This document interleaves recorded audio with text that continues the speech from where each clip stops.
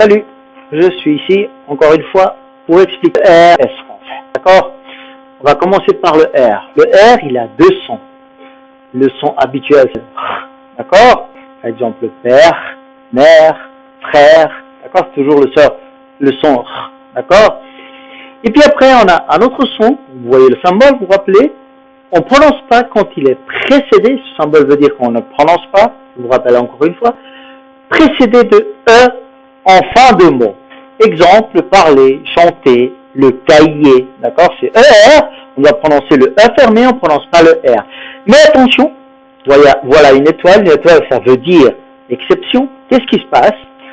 Quand c'est un monosyllabe. Quand c'est un monosyllabe, on prononce le R et le E ouvert. Par exemple, hier, cher, hiver, exception, hiver, d'abord c'est une autre exception, c'est deux syllabes, mais c'est un emprunt d'une autre langue, d'accord?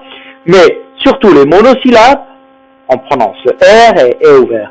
Et puis habituellement, le R final français précédé de E, on prononce jamais, exception si le monosyllabe, d'accord? Ça c'est pour le R. On passe maintenant au S. Le S français se prononce de trois manières différentes, d'accord? On a le S sourd. Vous rappeliez, sourd et sonore, sourd. Les cordes vocales ne vibrent pas. Sonore, ça vibre. Sourd, tout le temps. Poisson, si elle est entre voyelles et qu'on écrit deux S. Construction entre consonnes, le même son. Espagnol entre voyelles et consonnes.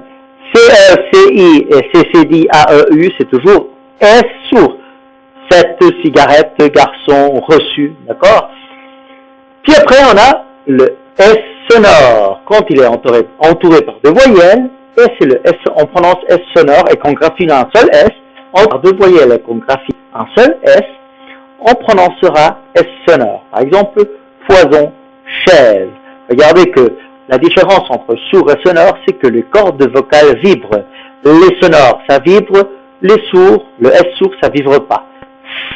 Sourd, ça vibre pas. Z, ça vibre.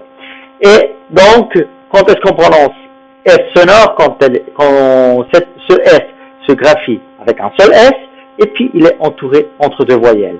Et puis il faut faire attention parce qu'il y a des mots différents.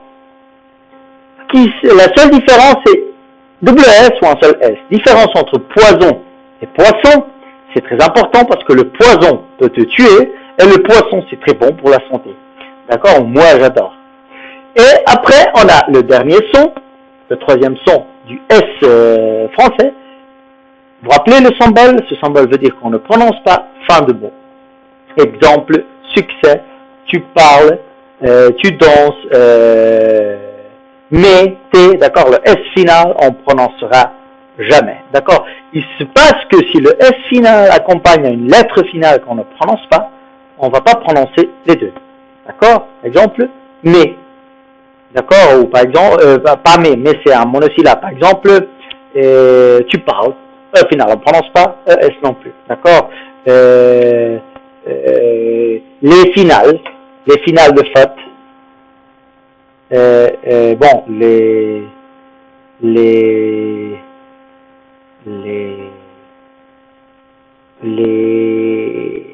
je suis en train de chercher un mot féminin, les élections